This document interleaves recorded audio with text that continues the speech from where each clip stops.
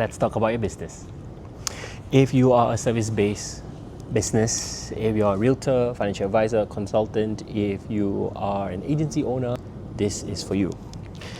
If you've ever run a service and you're so frustrated, or you wonder why is it that people choose some service providers but not other service providers, why is it that someone who doesn't have as much experience as you in the market gets the bigger clients, why is it that someone could be fresh or new, not as credible, gets more trust compared to you in the market, this is probably for you.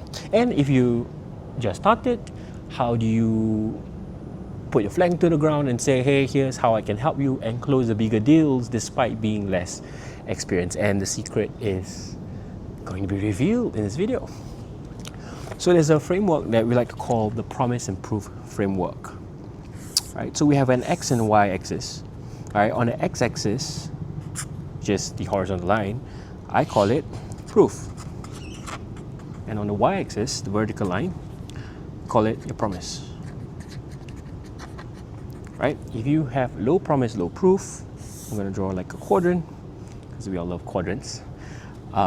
You have low promise, low proof, right? Low promise, low proof, or what we like to call a mystery gift box.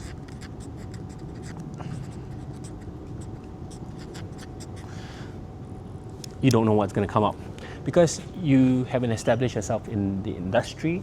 They don't know about your name, they don't know about your work, they don't know where you came from, your outcome.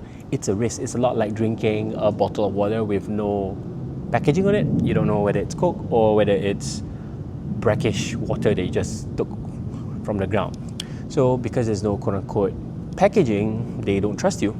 And especially for those who just started, this will be a big struggle because how do you get someone to trust you when you just started in the industry? Hey, you've already worked on your certifications, you want to start building clients. How do you do it? Mystery gift box, low promise, low proof. If you keep working on your proof, eventually you go for your certifications, you work harder, you associate yourself with people who have results, and then you start getting client results. You work on your proof. However, if promise is low, you're what we call an OR. An OR is someone that is really good at what they do. They're credible. They could have years of experience, or they just started, but they can give you a huge outcome and impact. But because the promise, aka their personal brand or their ability to reach out to people, is low, the market doesn't know about you. So you have pretty low visibility, and as a result of the low visibility, they don't choose you. I mean, if you think about it, an ore is like something truly valuable because an ore is the prerequisite of a diamond. But because the ore is black, it's unknown. You need to dig through the earth, kind of like what we have over there. You need to dig through the soil in order to get through it. People don't know about you, and because they don't know about you, they don't choose you. However, it doesn't mean that they're not good. In fact, some people like to stay as ores, and we're going to get to that. However, let's look at the top left of the box. If you have low proof, but you have high promise, you're what we call the balloons. Now, the balloons are exactly like what the analogy says. They rise up, and what happens when a balloon is up there in the sky? The whole market sees them. So people know that they exist.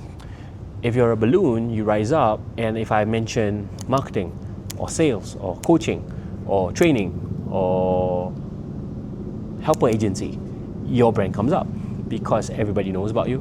But what happens if you were to poke some holes, pop the balloon? Empty. And that's the problem with balloons, is that they're visible in the market, but because they lack the proof, once people sign with them on the dotted line and find out more about the service, they realize that, hey, the product, the person, the service, the brand isn't really that good as what the promise is telling us. So as a result, we don't go with you. So what people usually do with their balloons is they can enroll our clients, but then they do after sales recovery as a result of the inability to deliver. They do after sales recovery, they give I'm sorry boxes, things like that. yeah, let's not try to be balloons. But if you're a balloon, then just take note. And then we go to the top right. They are like they're what we call high proof, high promise. We call them diamonds. Now, we all love the diamonds. Everybody loves diamonds because they mean what they say. They can deliver on their promises. They give you the outcome that you want. And they are credible. The market knows about them. Everybody wants to be a diamond. Everybody wants to be at the level where you are top of mind when I mention any product or service or industry. You are the go-to person.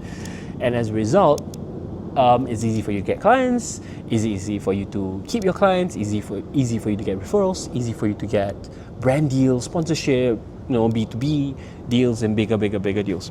So if you look at your quadrants, my question to you is, if you're watching this, which quadrant do you think you fall under? Which quadrant do you think you fall under? Are you a mystery gift box, bottom left? Are you an ore, high proof, low promise? Are you a balloon, or are you a diamond? That's the first step. So you can pause the video just to identify which one you are.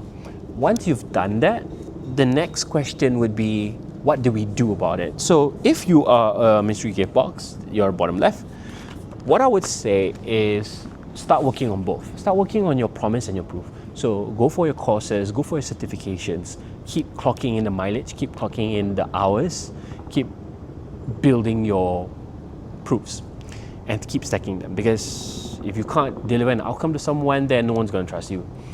And also work on your promise. That means start building a personal brand, start learning how to speak, start learning how to do one-to-many selling, start learning how to build your brand in public and put your work out there so that people know more about you. If you're an ore, and those of you who are ores out there, you know who I'm talking about, a number of you prefer to stay as ores. I get it, okay? I get it. Some of you prefer to be ores, and I've met a number of you. Some of you are running 5, 6, 7, 8-figure businesses, but you prefer to remain ores. You prefer not to be known. You prefer to be a faceless brand, or you prefer to let your team do most of the personal brand and the marketing for the company, which is fine. It's your choice on how you run the company. But if you do decide to want to move, then you probably got to do something different. If it's not a problem for you, it already works, then at least you have some form of awareness. But if you decide that, you know what, it's not good enough, then you have to start looking at how do you build the personal brand, how do you build visibility even before the market sees you. Some of you have years of experience and you have the credibility, but now because you want to go into a new market, because you don't have the promise, you don't have that trust capital through a brand, through content, through being known in the market, widely known in that particular new market or borrowed proof, then as a result, you can't do that transition. So that's the benefit of having that personal brand. It's easy for you to do the transition if you want to go into a new markets. Then you would definitely want to work on your ability to speak, public speaking skills, personal branding skills, content creation, and of course, just finding ways to have more leverage on your pieces of content or pieces of delivery that you are already serving your clients. Now, if you're a balloon, those balloons out there, I'm not sure how many of you are out there, but I know there are some. Whenever I do, I remember during the Before the Win Summit that we had recently, I asked, hey, show of hands, who among you are balloons, right? High promise, market knows you, but not really that good. A number of them raised their hands, and I'm so touched that it takes a lot of courage to admit that. And upon admitting that they were balloons, I asked them, okay, so what do you want to do next? I just dropped my pencil. What do you want to do next? And they said that, I want to work on my skills. And that's exactly it. A lot of people who are balloons tend to forget about the product itself. So if you go back to one of our videos, I spoke about how we help clients in our buy-in accelerator, right? Trust is one part, the first phase of it. Your positioning, right? Your promise, your proofs, and your demand. The other part of it is the product. So the product part of the buy-in accelerator triangle, the buy-in growth map, is about, number one, specifically, how do you craft an offer that's really good, make it attractive to them, and you have to deliver on the offer, and then after you deliver the offer, create a client experience that wows them so that they want to refer you and all that shebangs. So if you're a balloon, you can look back at the video on how to build your product, because that's the proof part. Yeah, so you gotta probably work on your certifications. You probably gotta work on getting more clients, getting specific outcomes and proofs that's relevant to the new target audience that you want. And even if you probably were to turn off the tap for your business, you'll probably be doing well. So it's fine. You probably dip a little bit in your revenue, but that's fine. You know, if you can take the hit, it's fine, because you're spending more time to work on what needs to be worked on for the long game, for the long term. Now, if you're a diamond, the diamonds are amazing, right? They have high promise, high proof. The market knows about them. Everybody loves them, and if everybody loves you, then what's the problem, right? So the problem with diamonds is that it's only a problem if you feel that there's an issue. If you have high proof and high promise, then that means that the market knows about you and that you can deliver. The key, pretty much, if you're already up there, is to create more of you. So this would probably be some of my clients who are already at the director level, C-suite level, or you're the business owner yourself, and you need to generate more of you. So in the triangle, our buy-in growth map that we go through with our buy-in accelerator clients, what we do is we work on the scaling part. So the last phase is scale. That means, how do you scale operations so that it runs without you? How do you scale your leadership? And then how you grow? Because if you're already an accomplished product, your organization will do better if you can create more of people that can deliver like you, or with the same kind of energy, capacity like you, or expertise. So then your job will be to relook at the machine and ask yourself, what does it take for me to scale my operations, create more leaders, and grow the company to the next level? That's probably what you need to be working on. So if you need to know what to do next, you can just look at that video.